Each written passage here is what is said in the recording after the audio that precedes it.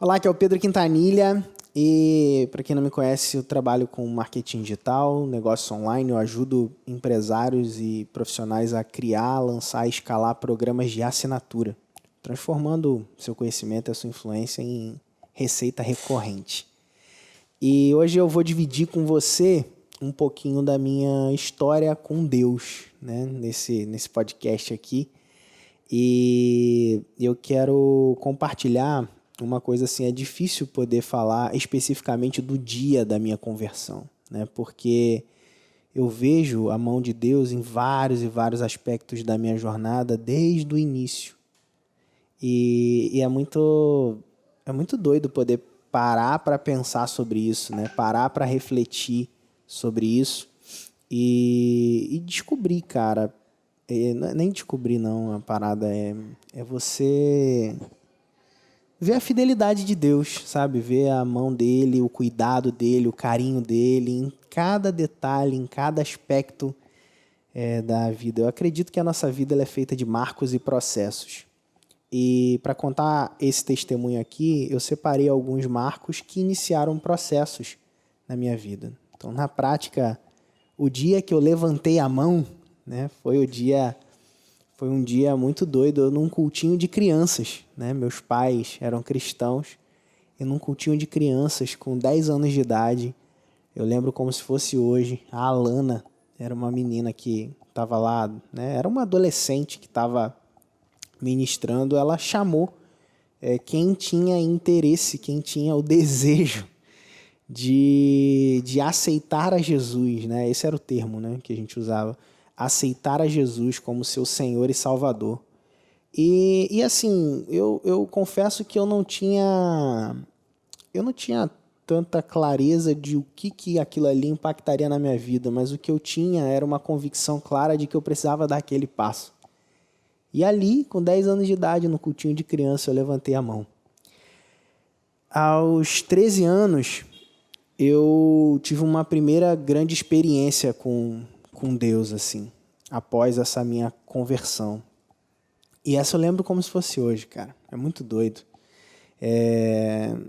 2002, fevereiro de 2002, foi um retiro de carnaval, né? A comunidade que eu participava, a gente tinha, né, dos carnavais, a gente fazia um retiro, ia para sítios e tudo mais. E esse foi o primeiro retiro que eu ia sozinho, eu ia sem os meus pais.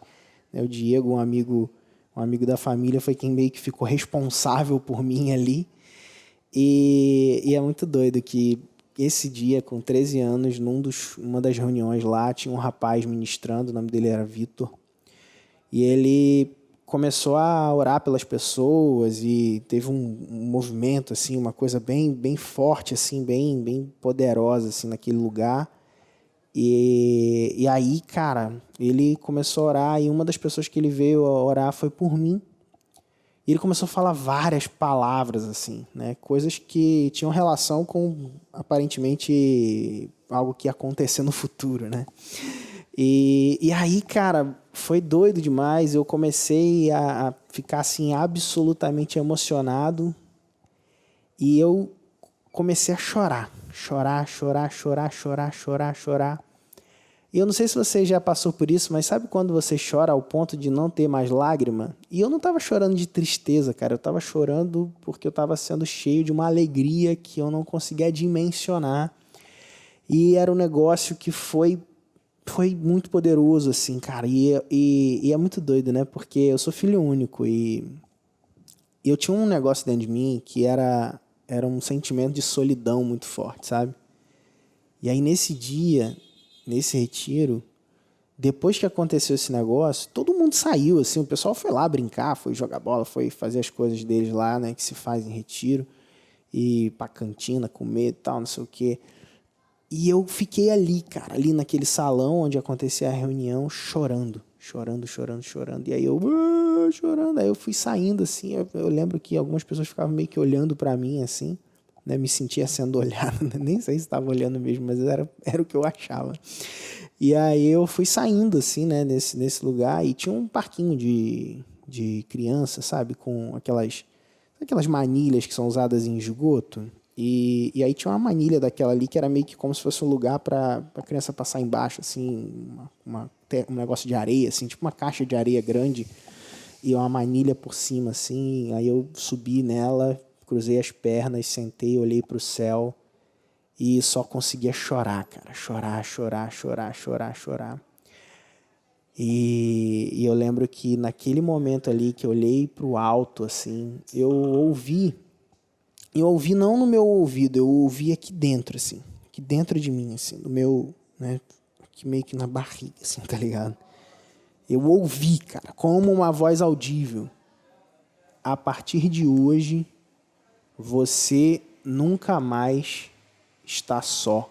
Você nunca mais vai estar só.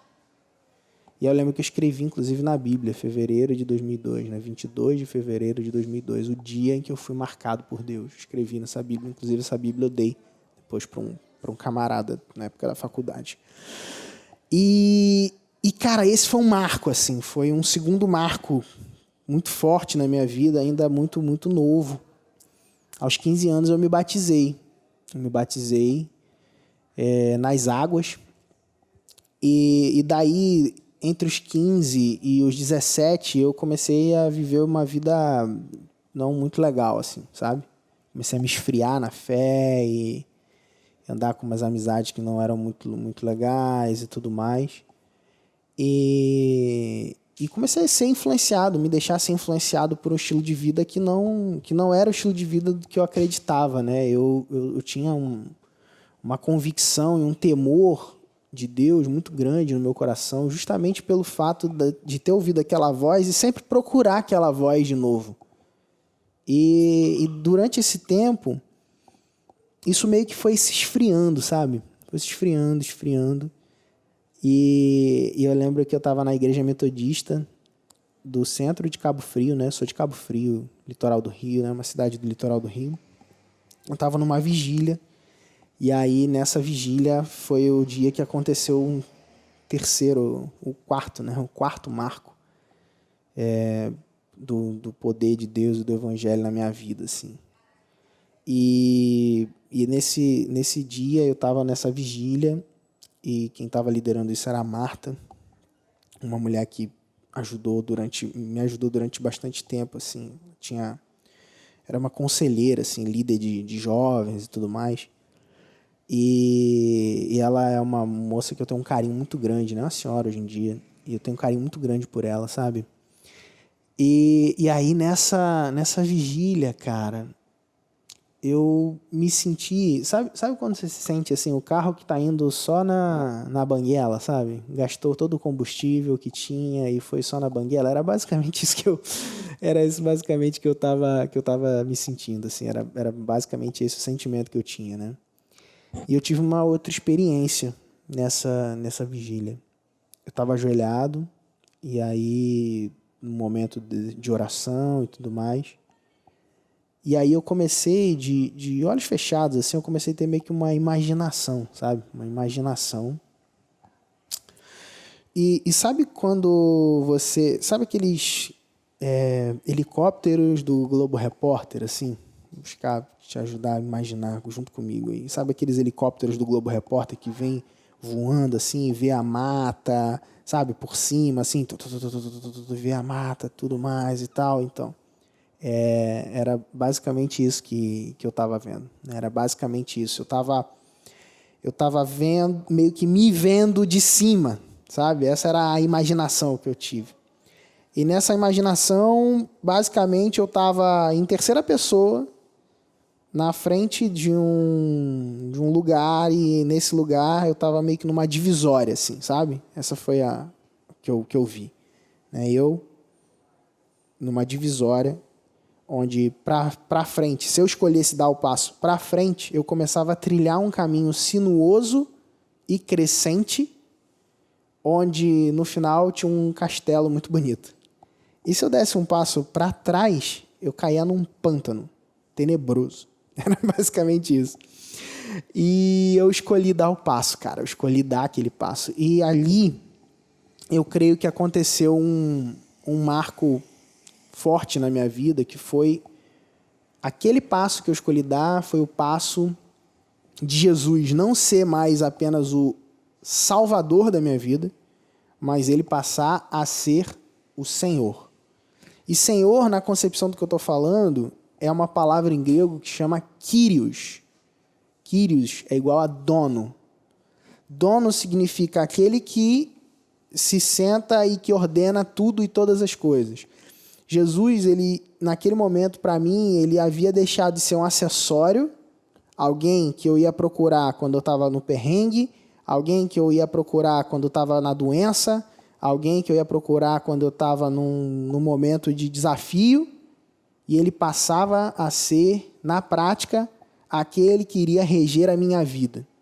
E eu, a partir daquele momento, escolhia de forma aberta e consciente que ele iria ordenar e que eu buscaria ordenar tudo da minha vida segundo os princípios e propósitos dele. Naquele momento eu comecei a trilhar aquele caminho.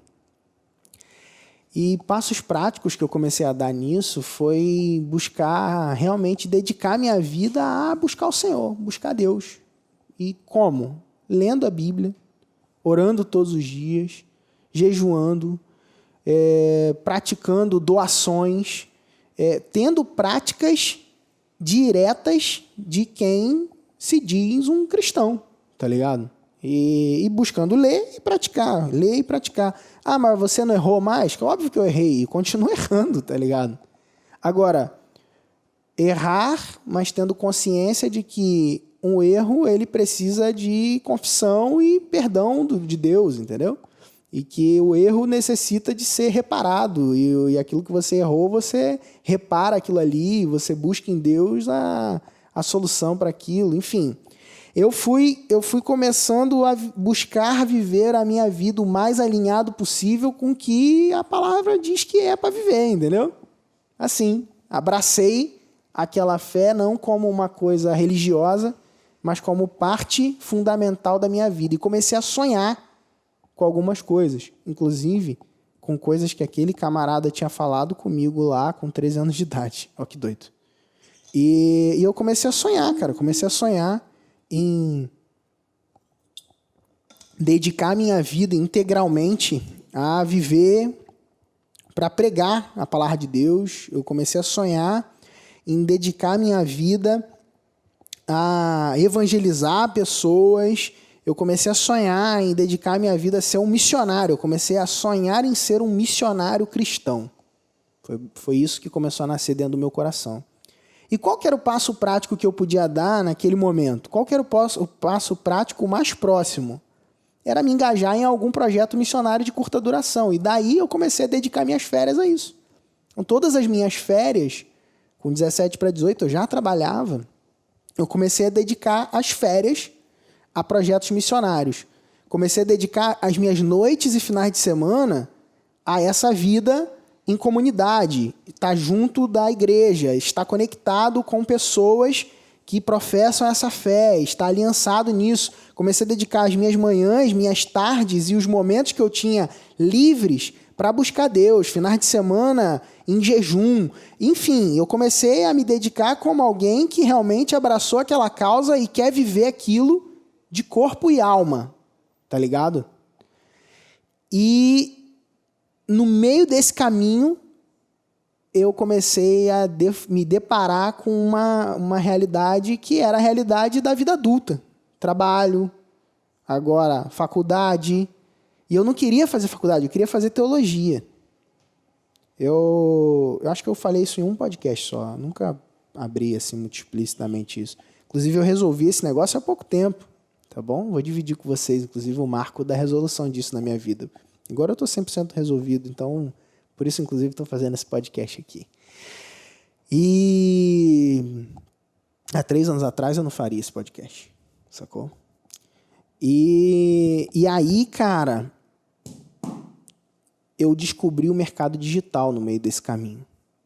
No meio desse sonho, desse anseio, fazendo uma faculdade a contragosto, porque o que eu queria mesmo fazer era teologia. Meus pais me aconselharam a não fazer teologia, por questões particulares, enfim, não cabe aqui dividir. O fato é que eles me aconselharam a não fazer isso. Eu acatei esse conselho e escolhi fazer qualquer outra coisa só para não ficar parado. Aí fui fazer sistema de informação, saí e tal. Aí depois mudei, não gostei de sistema de informação. Fui para administração, porque era um curso amplo e tal. Nesse meio do caminho, me deparei com o mercado digital. Gostei muito de consultoria, tudo mais. E é muito doido como você vai vendo que Deus ele escreve certo por linhas certas, né? Ele não escreve certo por linha torta, não. Ele escreve certo por linhas certas. E quando a gente realmente está disposto, disponível, e quando ele é Senhor, ele é dono da nossa vida, é muito legal ver que vai tudo se encaixando, sacou? Vai tudo se encaixando. E aí, dentro do mercado digital, eu já descobri o ambiente de produtos online e tudo mais, e fui trabalhando, o que me impulsionou a comprar, inclusive, um produto, né, que tinha a promessa lá de 6 dígitos em 7 dias, né? Ou na verdade, era 1 ano de vendas em 7 dias a promessa. E essa promessa me pegou porque eu ansiava em fazer alguma coisa que pudesse me dar liberdade para que eu pudesse viver lá no campo missionário, né? E eu tinha um projeto de ir para uma escola de missões fora do Brasil. E essa escola de missões fora do Brasil, na época, o ano, né, a escola custava exatamente R$100 mil. E aí, aqueles 100 mil da promessa do produto digital que falava que podia alcançar aquilo, para mim era o quê? Uma expectativa de eu vou aprender a fazer esse negócio e vou pagar lá a escola missionária. É doido isso, né? E aí, no meio desse processo, eu me conectei com um camarada que era o Flávio Augusto, do Geração de Valor. E eu tornei mentorado por ele, né? Fui para uma imersão e tudo mais. Aquilo ali ampliou a minha visão de negócios. Mas confesso que dentro de mim ainda tinha uma crise, assim.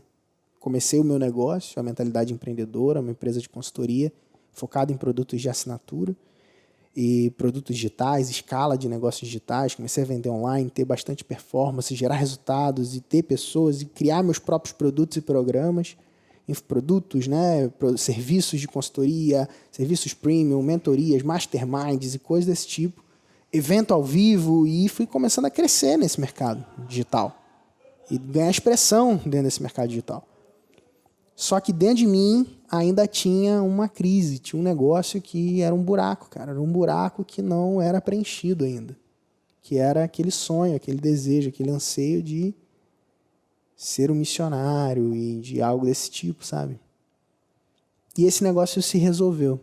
Essa crise, ela se resolveu. Inclusive, eu tinha a maior restrição de falar da minha fé de forma pública. Eu sempre falei por princípios e com base em princípios. Inclusive, era uma coisa que eu tinha de, tipo assim, não, eu não quero que ninguém queira ser meu cliente porque eu sou cristão. Eu quero que alguém seja meu cliente porque eu sou bom, sabe? E no final das contas, isso é orgulho, tá ligado? Ser cristão é quem eu sou. Eu sou isso. Por que esconder isso, tá ligado? Mas é porque eu tinha esse negócio mal resolvido, cara. Isso foi se resolver, sabe quando? Em 2017. Já com o negócio faturando, sabe? E crescendo. Em 2017, isso foi ser resolvido. E aí foi mais um marco. Né? Em 2017, estava no meu grupo de mastermind, no encontro do meu grupo de mastermind. E aí a gente fez uma dinâmica onde cada um ia dividir um segredo, uma coisa que nunca tinha falado. E até então, até o ano de 2017, eu nunca tinha falado sobre isso. E aí eu dividi isso na mesa, eu coloquei esse segredo meu na mesa. Eu falei, vou dividir com vocês um segredo, e o meu segredo é que o meu sonho sempre foi ser um pastor, ser um missionário, ser alguém que leva a palavra de Deus e tudo mais. E que cuida das pessoas e tal, enfim. E aí uma das membros do grupo, né, a Luísa Avona, ela virou e falou assim, uai, ela é mineira, né? Uai, mas não é isso que você já faz com a gente? E aí, cara, aquilo ali entrou no meu coração, cara. Aquilo ali rasgou meu coração. Aquele negócio cara, me começou a resolver aquela crise, tá ligado? Eu comecei a perceber que aquilo ali era... Cara, eu tava cumprindo a minha missão. Eu tava cumprindo o meu propósito. Eu não tinha parado para pensar nessa lógica, sacou? É doido, né? Como a gente às vezes bagunça as coisas e Deus está fazendo, cara. Deus está fazendo e a gente não está nem percebendo às vezes. E uns 3 meses depois, mais uma coisa aconteceu, quando um rapaz, o Joel, ele virou para mim e ele falou assim: Pedro, eu até achava Jesus um mestre e tudo mais. O Joel, ele era adepto de uma filosofia espiritualista, assim. E aí ele falou: cara, eu até achava Jesus um mestre, mas por causa da sua vida, olha só que doido, cara. Por causa da sua vida, do seu exemplo, de conviver com você.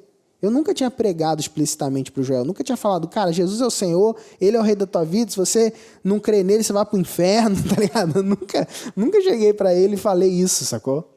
Nunca fiz isso. E ele virou para mim e falou, cara, por causa da sua vida, por causa de como você age com a sua equipe, de como você age com a sua família, você começou a mostrar para mim que Jesus poderia ser alguém maior do que um simples mestre, mais um mestre. A sua vida mostrou isso pra mim. Cara, quando ele falou isso, aquilo ali me encheu, tá ligado? É isso. É a minha vida que precisa mostrar. Não é o discurso. Não é o blá blá, sacou? É a minha vida que precisa mostrar. E aí aquilo ali fez ele se dobrar e reconhecer Jesus como Senhor e Salvador da vida dele, cara. Um cara de um canal de artes marciais gigante. Uma maior influência, tá ligado? Então, assim, e aí ele virou e falou isso, cara. Isso me marcou, isso foi mais um ponto que que continuou essa resolução. E daí, começaram a vir algumas conexões que foram fechando isso, né? E para terminar, eu quero terminar com esses 2 últimos marcos. Um penúltimo marco, né, que aconteceu e que tem acontecido, né, e cada vez mais recente, assim, vindo para a história recente dessa resolução, porque falta ainda bastante, sacou? Tem muito caminho para percorrer. E aí foi quando o Dr. William Douglas, a gente teve a oportunidade de dar consultoria para o lançamento dele e ele avançou para a gente executar. E a gente estava com a proposta na mesa e a gente iria aceitar. Como o nosso projeto ele é pautado em mentorias, consultorias e coisas desse tipo, a gente não executa, a gente não é agência, né? A gente é inteligência. E aí a gente estava com a proposta na mesa e eu fui orar, fui buscar Deus, né? É uma coisa que eu nem fico falando explicitamente assim também, normalmente, né? Mas é uma prática, né, que eu tenho. E aí eu tenho a sauna lá em casa, eu gosto de ir pra sauna para orar e tudo mais. E aí na sauna, orando ali, eu comecei a buscar, cara, Deus, assim. E eu senti aquela voz de novo, falando comigo assim. Cara, você vai expandir a mensagem do Dr. William. Você vai expandir a mensagem dele. Então, tipo, pode aceitar. Você vai ampliar a mensagem dele, amplificar a mensagem dele. Você vai ser um amplificador. E foi essa imagem que eu tive. Eu tive a imagem de um amplificador de guitarra, assim, sabe? E esse vai ser você, para a voz dele ir longe. Você vai ser esse amplificador. E aí eu aceitei o projeto de abraçar aquilo ali. E foi incrível, cara. Foram 7 dígitos de resultado, mas mais do que os 7 dígitos de resultado em faturamento, né, financeiro, mais do que isso, cara, foi a mensagem daquele cara sendo amplificada. Foi e milhares, mais de 200 mil pessoas impactadas, cara, com a mensagem daquele cara aqui, que não sei se você conhece, depois você pode procurar, mas o programa dele é um programa de desenvolvimento pessoal e dentro do programa dele tinha um momento que ele evangeliza as pessoas, tá ligado? E aí é um módulo opcional, tá ligado? E logo depois, né, nesse meio do processo aí, junto disso, veio a minha conexão com o movimento Dunamis, né? Também aconteceu de uma forma sobrenatural. Estava num evento e aí me conectei e aí dentro de um evento eu tive um insight de Deus e, enfim, o fato é que eu me conectei com o movimento Dunamis, me conectei com o Theo, que é o fundador e líder do movimento Dunamis, e desde então a gente começou a ajudar eles. E através do movimento Dunamis a gente tem impactado milhões de pessoas, cara. Milhões de pessoas. A gente chegou junto do movimento, cooperando com o trabalho deles, de, cara, lotar 4 estádios, mais de 140 mil pessoas. E o nosso trabalho foi um reflexo, né? Um reflexo do nosso trabalho. Cara, milhares e milhares de pessoas sendo impactadas com a mensagem de Deus, sacou? Do Evangelho de Jesus. E a nossa habilidade sendo usada para levantar recursos para missões. O movimento ele é 100% sem fins lucrativos, né? Então, tudo é revertido para missões. E, cara, a minha empresa virou um motor de geração de recurso para missões. Eu não me tornei missionário. Eu sou um financiador, cara, de missões. Milhões e milhões de reais sendo gerados para missões. E curioso é que a galera que trabalha comigo, muitos deles dedicam as férias deles a projetos missionários. Também influenciado por essa causa, também conectados com essa visão. Então, a gente está cumprindo a nossa missão. A gente está cumprindo o nosso propósito. E os negócios online, eles são apenas a ferramenta. Só isso. Só a ferramenta que faz a gente cumprir o nosso propósito, a nossa missão, que faz a gente levar essa mensagem de Jesus para mais pessoas, não de uma forma gospel, né? Gospel no mau sentido da palavra, né? Uma forma que gera preconceito em algumas pessoas, mas de uma forma leve, de uma forma clara, de uma forma que as pessoas possam ver nas nossas vidas a vida de Jesus. De um jeito que eu acredito que é o jeito que eu vejo que Jesus fazia, tá ligado? Vivendo, se relacionando, amando as pessoas, escolhendo andar na verdade e vivendo. Então, eu creio que a nossa vida é cheia de marcos e de processos. E eu me sinto grato de poder dividir um pouco desses marcos e processos aqui com você. E o meu pedido é que você busque Jesus, que você olhe para as Escrituras, que você leia as Escrituras. Eu leio todos os dias, se você me acompanhar no Instagram, você vai ver que eu leio todos os dias. Eu leio a Bíblia todos os dias e continuo lendo, porque é uma fonte inesgotável de sabedoria, inesgotável de crescimento. Jesus não tem fim. Ele é o começo.